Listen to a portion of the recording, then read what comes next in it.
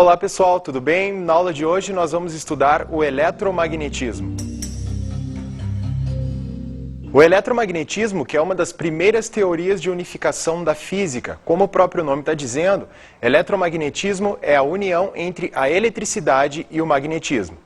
Essa teoria surgiu por volta do ano de 1820 com o físico dinamarquês Hans Christian Ørsted. Ele foi o primeiro a fazer observações a respeito da relação entre a eletricidade e o magnetismo. Agora a gente vai ver então como é que foi feita a experiência do Ørsted. Hans Christian Ørsted nasceu na Dinamarca. Era filho de farmacêutico, estudou filosofia na Universidade de Copenhague e ali trabalhou como professor e pesquisador, desenvolvendo várias pesquisas no campo da física e da química. Em 1819, durante uma aula de eletricidade, aproximou uma bússola de um fio percorrido por corrente.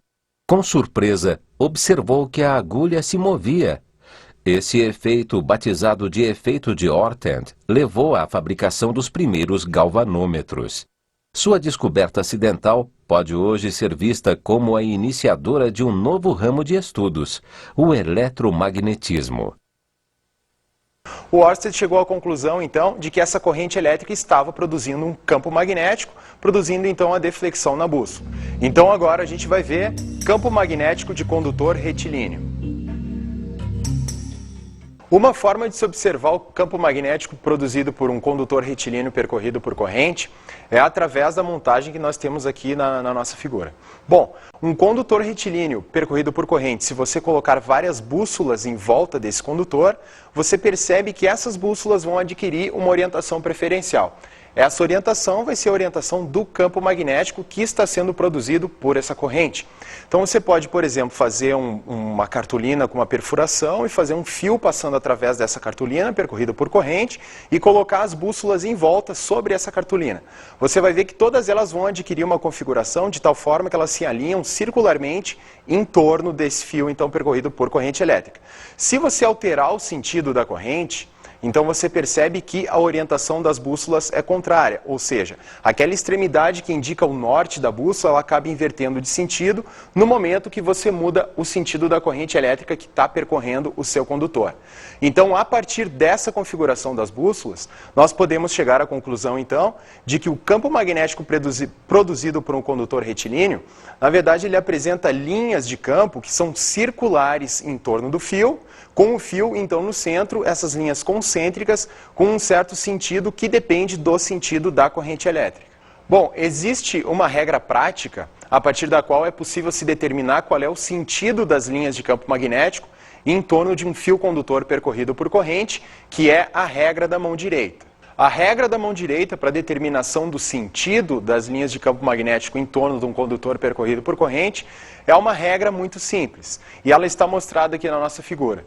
Com a mão direita, você deve estender o seu polegar no sentido da corrente que está percorrendo o condutor. Os outros dedos da mão em torno do fio darão o sentido do campo magnético em torno deste.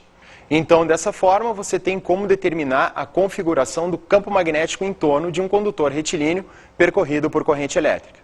Com o sentido das linhas de campo magnético em torno do fio já determinados, nós podemos então determinar qual é a direção do vetor indução magnética.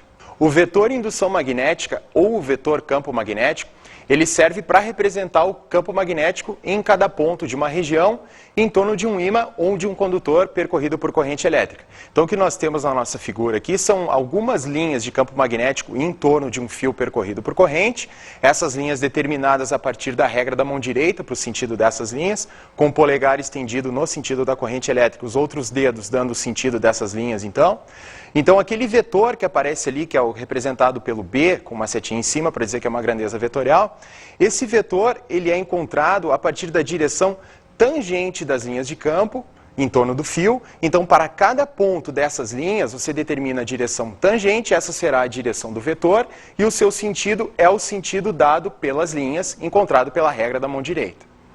Então, essa representação que nós temos na figura, ela é uma representação tridimensional. Ela mostra em 3 dimensões como são as linhas de campo magnético em torno desse condutor percorrido por corrente. Agora, o que a gente vai ver é como é que a gente faz a representação plana do campo magnético em torno de um condutor percorrido por corrente elétrica. O que nós temos então na nossa figura é essa representação plana do campo magnético em torno de um condutor percorrido por corrente. Bom, então o que nós temos é o fio percorrido pela corrente elétrica, representado pela letra I, e o sentido da corrente indicado pela seta. Aplicando a regra da mão direita para a determinação do sentido do campo em torno desse fio, nós chegaremos à conclusão de que esse campo é uma linha circular em torno do fio, de tal forma que ela sairá do plano da figura do seu lado esquerdo e entrará no plano da figura no seu lado direito. Então, essa representação a partir de um ponto ou de um X servem para indicar que o campo magnético está ou entrando ou saindo do plano naquele ponto. O ponto, no caso, ele representa o campo magnético saindo naquela região e o X representa o campo magnético entrando. Então, é uma forma de representar de uma maneira plana aquela configuração das linhas circulares em torno do fio, e nós chegamos à conclusão de que um lado do fio, essa linha deve estar saindo do plano e no outro lado deve estar entrando. Então, a representação feita de maneira plana é através de um ponto ou de um X para representar que o vetor campo magnético está saindo ou entrando daquele lado do plano. E agora a gente vai ver a lei de Ampère. Nós já aprendemos a determinar o sentido e a direção do vetor campo magnético em torno de um condutor percorrido por corrente a partir da regra da mão direita. Agora, a partir da lei de Ampère, nós vamos determinar o módulo do vetor campo magnético gerado por esse fio percorrido por corrente, então. Então, o que nós temos aqui na nossa figura é a representação do plano que está cortando, fazendo 90 graus, um fio retilíneo percorrido por corrente. O sentido da corrente elétrica está indicado pela seta e pela letra I. Então, nós temos que em um certo ponto P, a uma distância que a gente chamou de D em relação a esse fio, o vetor campo magnético é aquele representado, então, pela seta amarela, indicado pela letra B. Então, o módulo desse vetor campo magnético, ele vai depender da intensidade da corrente elétrica que está percorrendo aquele fio e também da distância que separa esse ponto P em relação ao fio percorrido pela corrente elétrica. Então, a lei de Ampère, ela nos dá o módulo do vetor campo magnético a partir, então, da seguinte relação, que diz que esse campo ele depende diretamente da intensidade da corrente, representada pelo I. Quanto maior a intensidade da corrente, maior o vetor campo magnético, dividido por 2π vezes a distância que separa, então, o ponto em relação ao fio. A constante que aparece nessa fórmula é a permeabilidade magnética do vácuo, e ela tem um valor constante que é igual a 4π vezes 10 na menos 7 Tesla metro por ampere. Então, ali no valor da constante permeabilidade magnética do vácuo, apareceu aquele T maiúsculo, que é o Tesla. O Tesla é a unidade de medida de campo magnético no Sistema Internacional de Unidades. E o nome da unidade de campo magnético, o Tesla, no Sistema Internacional, é em homenagem ao físico croata e engenheiro elétrico Nikola Tesla. E agora a gente vai ver um pouquinho a respeito dele. Nikola Tesla nasceu na Croácia, antigo Império Austro-Húngaro, e estudou na Universidade Técnica da Áustria e posteriormente na Universidade de Praga. Em 1885, emigrou para os Estados Unidos e patenteou suas invenções: dínamo de corrente alternada, transformador e motores. Daí por diante, desenvolveu várias outras invenções, entre elas a bobina de Tesla, um barco guiado por controle remoto e outros dispositivos controlados à distância. Chegou a trabalhar com Thomas Edison, mas romperam relações porque o norte-americano deixou de lhe pagar o prometido por um certo invento. Além disso, entre os dois se estabeleceria uma contenda que ficaria conhecida na época como a Guerra das Correntes. Em 1912, chegou-se a pensar em dividir o Prêmio Nobel de Física entre os dois inventores, mas Tesla se recusou terminantemente e o prêmio acabou sendo dado a outro pesquisador. Então agora a gente vai ver um exemplo do campo magnético versus distância em relação ao fio. Então o que nós temos aqui é a representação de um fio condutor retilíneo percorrido por corrente, essa corrente elétrica sendo representada pela letra I. E a gente pode observar que nesse desenho, o fio ele está fazendo um ângulo de 90 graus com relação ao plano da figura, ou seja, esse fio está transversal ao plano da figura. E essa corrente elétrica ela está saindo do plano, isso representado pelo ponto ali no centro. Se fosse um X, a corrente elétrica estaria entrando no plano da figura. Então, a partir da regra da mão direita para a determinação do sentido do campo magnético em torno desse fio, nós podemos chegar a essa configuração aí de linhas de campo em torno dele, linhas circulares, representadas por aquelas linhas pontilhadas. Em cada um dos pontos, então, em torno desse fio, a gente vai ter um vetor campo magnético representado, né, a partir daquelas setas amarelas que nós temos ali, os vetores campo magnético. Então, o que a nossa figura tenta mostrar é que, à medida que nós nos afastamos em relação ao fio percorrido por corrente, a intensidade do campo magnético fica cada vez menor. Isso representado pelos tamanhos dos vetores. Quanto menor for o módulo da intensidade vetorial, menor será o tamanho do vetor que o representa.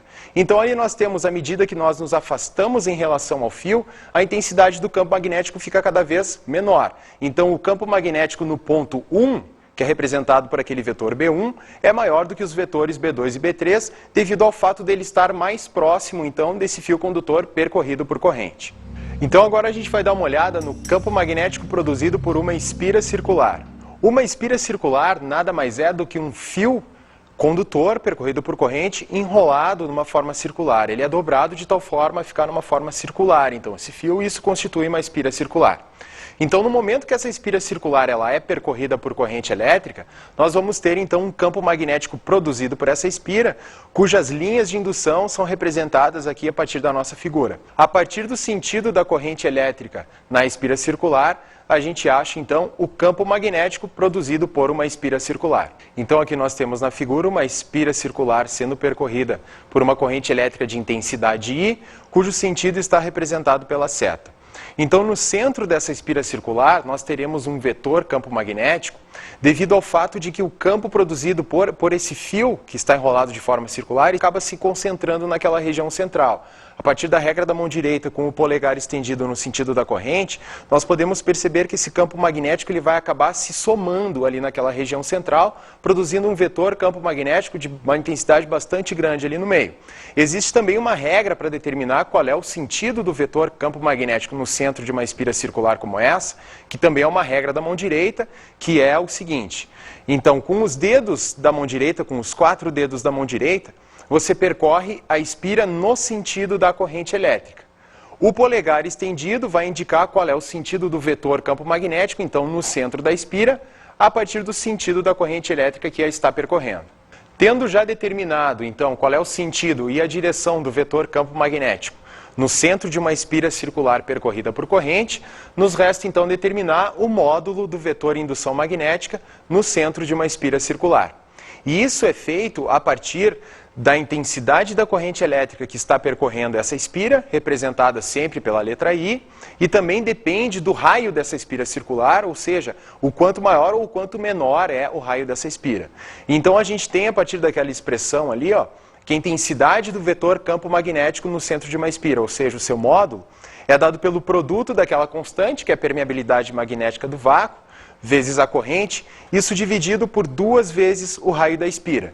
Então, quanto maior for a intensidade da corrente elétrica que está percorrendo aquela espira, maior vai ser a intensidade do campo magnético produzido por ela, e também quanto maior for o seu raio, ou seja, quanto maior a espira circular, menor será a intensidade do campo, ou seja, menos concentrado ele fica naquela região, portanto é inversamente proporcional com o raio da espira circular à intensidade do campo magnético.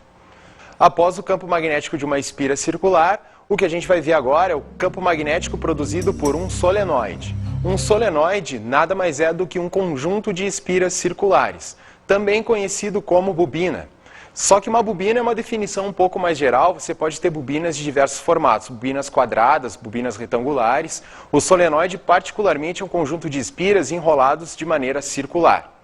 Então o que nós temos aqui na nossa figura é a representação de um solenoide. Ele constitui-se de um fio enrolado de maneira helicoidal, como por exemplo as molas de um caderno, a mola de um livro. Então esse fio enrolado dessa forma, ele vai acabar produzindo diversas espiras, No momento que esse fio for percorrido por uma corrente elétrica, o que vai acontecer é que ele vai produzir um campo magnético no espaço ao seu redor. Devido ao fato desse fio estar bastante enrolado, são diversas espiras concentradas em uma certa região, você acaba tendo que a intensidade do seu campo magnético fica uma coisa bastante elevada, porque são diversas espiras todas muito próximas, cada uma delas produzindo o seu próprio campo magnético. Então, para intensificar também a força, enfim, a intensidade desse campo, coloca-se, por exemplo, um núcleo de ferro no centro desse solenoide, no centro dessa bobina, para que a intensidade do campo ainda fique cada vez maior. Então, aqui nós temos um solenoide de comprimento L sendo percorrido por uma corrente elétrica de intensidade I. Então, o que nós temos agora na sequência é o campo magnético de um solenoide. O campo magnético produzido por um ímã, nós já conhecemos a representação desse campo magnético. Essa representação é feita através de linhas de indução magnética, linhas fechadas, que partem de um certo polo do ímã e entram no outro. Particularmente, saem do polo norte e entram no polo sul. Então, linhas de indução magnética são linhas sempre fechadas, ou seja, linhas sem início e sem fim. Se nós tivermos um solenoide sendo percorrido por uma corrente elétrica, o que nós vamos perceber é que a configuração desse campo magnético produzido pelo solenoide é exatamente igual ao campo magnético produzido por um ímã. Então, um fio enrolado de maneira que você tem um solenoide de forma circular, por exemplo, vai acabar gerando um campo magnético que é parecido com o campo de um ímã, sendo que o sentido, a configuração desse campo magnético vai depender do sentido da corrente elétrica que está circulando o solenoide. A regra para determinar qual é o sentido dessas linhas de indução do campo magnético é a mesma que foi utilizada para achar o sentido do campo magnético produzido por uma espira circular. Com os dedos da mão direita, você percorre o solenoide no sentido da corrente e o polegar da mão direita estendido vai indicar então qual é o sentido das linhas de indução do campo magnético produzido por essa configuração. Só para lembrar, então, a regra da mão direita para determinação do sentido do campo é essa que vocês têm aí na figura. Com a mão direita, vocês vão percorrer o sentido da corrente, só que agora não é uma espira circular, é um solenoide. Então, vocês percorrem com os dedos no sentido da corrente no solenoide e o polegar da mão direita estendido vai acabar indicando, então, o sentido do campo magnético que está sendo produzido por esse solenoide. Então, agora que a gente já determinou qual é o sentido e a direção do vetor campo magnético devido a um solenoide, a gente parte, então, para o módulo do campo no interior de um solenoide. E o módulo do campo no interior de um solenoide, ele é dado a partir das suas seguintes características. O seu número de espiras, representado pela letra N, e a partir do comprimento do solenoide, certo? Dado pela letra L. Então, o módulo do campo magnético produzido no interior de um solenoide que apresenta N espiras e um comprimento L é dado pela seguinte relação. É o produto da permeabilidade magnética do vácuo pela intensidade da corrente, vezes a relação entre o número de espiras e o comprimento. O que essa expressão acaba dizendo é que a intensidade do campo magnético produzido por um solenoide depende da sua concentração de espiras, ou seja, número de espiras por unidade de comprimento. Não basta que você tenha muitas espiras no seu solenoide, também é preciso que elas estejam concentradas, ou seja, esse número grande de espiras deve estar colocado num solenoide que tem um comprimento pequeno, já que a intensidade desse campo magnético é inversamente proporcional com o comprimento. Quanto mais comprido for esse solenoide, menor será a intensidade do campo magnético. Então é importante que para que um campo magnético produzido por um solenoide como esse tenha uma grande intensidade, é preciso então que você tenha um grande número de espiras colocado em uma pequena unidade de comprimento. Uma importante aplicação dos solenoides são os eletroímãs. Os eletroímãs, então, eles baseiam-se no princípio de que um solenoide percorrido por corrente elétrica é capaz de produzir um campo magnético. Então, se você tiver uma configuração como essas, um fio enrolado de forma helicoidal gerando um solenoide, ligado a partir de uma corrente elétrica, vai acabar produzindo um campo magnético de tal forma que esse solenoide vai se comportar como um ímã. A partir da extremidade onde saem as linhas de indução magnética, você vai ter o seu polo norte e na qual elas entram será o seu polo sul. Então, um exemplo de um ímã artificial produzido a partir de um solenoide são os eletroímãs. Agora você me deixou curioso, professor. Que tal a gente ver isso na prática? Uma montagem muito simples de um eletroímã pode ser feita a partir do seguinte. Você vai precisar aí de um fio de cobre esmaltado, de preferência um fio de cobre número 26, Esse tipo de fio de cobre você encontra facilmente em casas de material elétrico especializadas. Então você vai precisar de mais ou menos uns 2 metros desse fio. Ele é um fio esmaltado, certo? Ele é um fio isolado. Aparentemente ele não parece ser isolado, mas ele é isolado sim. Ele apresenta uma camada esmaltada que faz isolamento desse fio. Então é um fio de cobre esmaltado, de número 26. Você vai precisar aproximadamente de uns 2 metros desse fio. Você vai precisar também de algum material metálico para colocar aqui no meio. Pode ser um prego, por exemplo, um parafuso. Eu aqui no caso utilizei uma broca de furadeira para dar uma visualização um pouco melhor.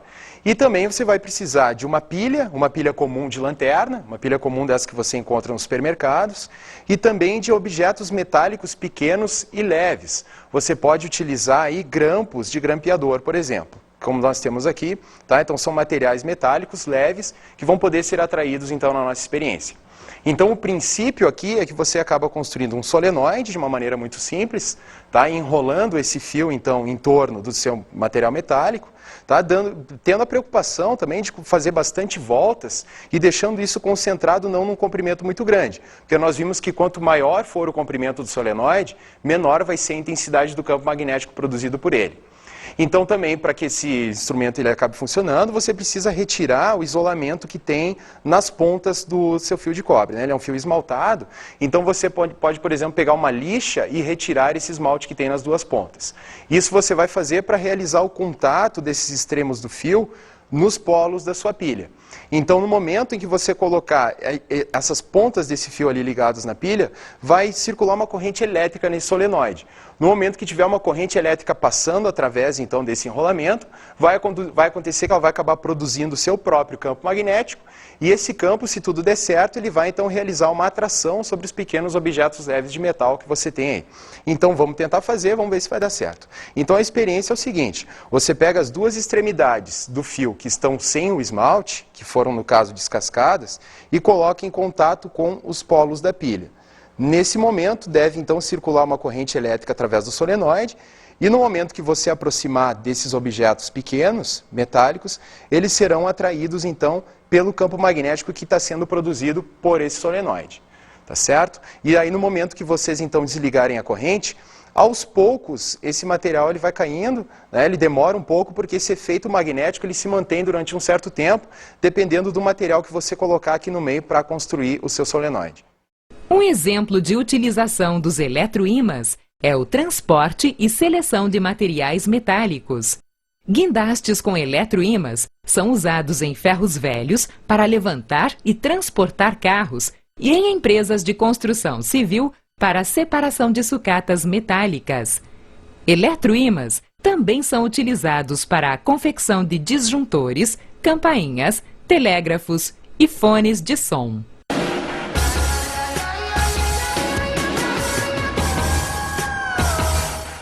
A dica de estudo mais interessante que nós temos aí para a parte do eletromagnetismo é você reproduzir a experiência do Ørsted, que levou à conclusão de que cargas elétricas em movimento produzem campo magnético.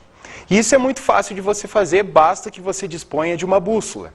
Se você tiver uma bússola, você pode testar a modificação da variação da posição dessa bússola no momento em que você aproxima ela de condutores percorridos por corrente elétrica.